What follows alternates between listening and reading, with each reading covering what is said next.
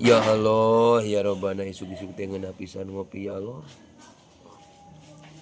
Subhanallah ngajarkeun ka urang teu pantes urang teu bersyukur. Kaayaan kumaha ge urang bisa bersyukur ka Allah. Tah ayeuna lain soal kopi, lain soal kopi. Kasauran Sayyidina Ali, urang dibuka ya dina tafsir Mafatihul Ghaib juz 2 halaman 402. Aya kieu 7 kaunggulan ilmu tinimbang harta. Tapi lain berarti urang ulah boga harta. Boga harta kudu didasari ku ilmu supaya hartana jadi wasilah menang ridho Gusti kitu tah euy. Kieu ya. Qala Ali bin Abi Thalib radhiyallahu anhu. Sayyidina Ali Abi Thalib teh ngadawukeun kieu. Al ilmu afdalu minal mali bisab'ati awjuhin. Ilmu teh leuwih unggul tinimbang harta ku sabab aya 7 perkara 7 sisinya.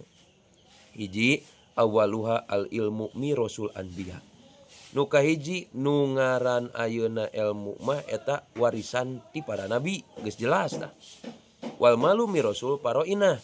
Sedengkeun ari harta mah eta mah warisan ti para Firaun atawa penguasa anu dolim. Buktina loba cilaka jalma teh ku ayeuna harta tanpa didasari ku ilmuna. Nu kadua asani al ilmu layan kusu bin nafaqati wal malu yan kusu. Sedangkan ari harta mah moal tak ngurangan ayeuna ku sabab dinapakokeun. Ilmu mah moal ngurangan ku sabab dibikeun ka batur. Sedangkan harta mah bisa jadi ngurangan ku sabab dibikeun ka batur. Dua tak kaunggulanna. Wasalisu yatajul malu ilal hafid.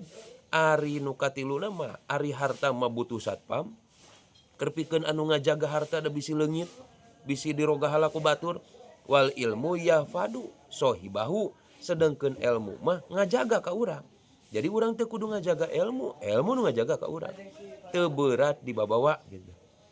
Warabi'u idza mata rajul yabqa maluhu wal ilmu yadkhulu ma'as sahibihi qabruhu. Nu kaopat di mana maut engke urang ulah batur ya urang we ya. Harta mah bakal tetep aya di alam dunia moal bisa ayeuna dibawa ka jero alam barzah. Da eueuh hakikatna jalma ayeuna nu beunghar oge angger we make boeh teh kitu. Teu singna aya pesakan boehna keur mawa ATM, keur mawa duit, sugan euy dan henteu kabeh oge pesakan boeh mah. Teu bisa barang bawa harta nu aya di alam dunia. Angger we. Ngan tapi ilmu mah bisa dibawa ku urang ka alam barzah. Tuh luar biasana teh kitu.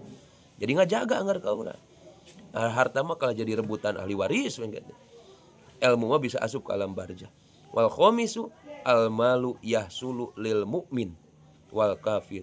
Harta mah bisa dihasilkeun teu boga syarat. Yang penting manusia.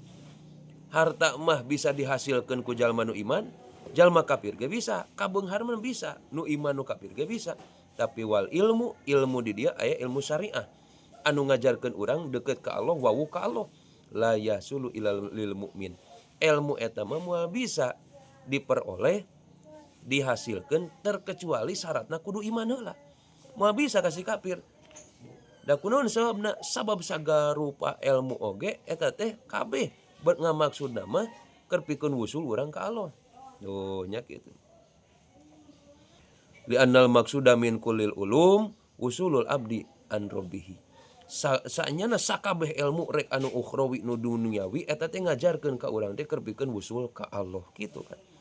Wasadisu nupang sadisna ye nu kagenepna jami'un nasi yahtajuna ila sahibil ilmi fi amri dinihim wala yahtajuna ila sahibil mali.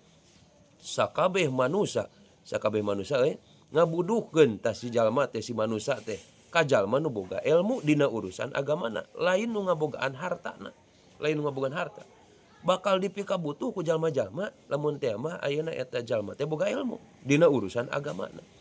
Asabi unu katujuna al ilmu yuqawi ar-rajula alal mururi ala sirati wal malu yamna'uhu. Tah, ieu nu paling parah.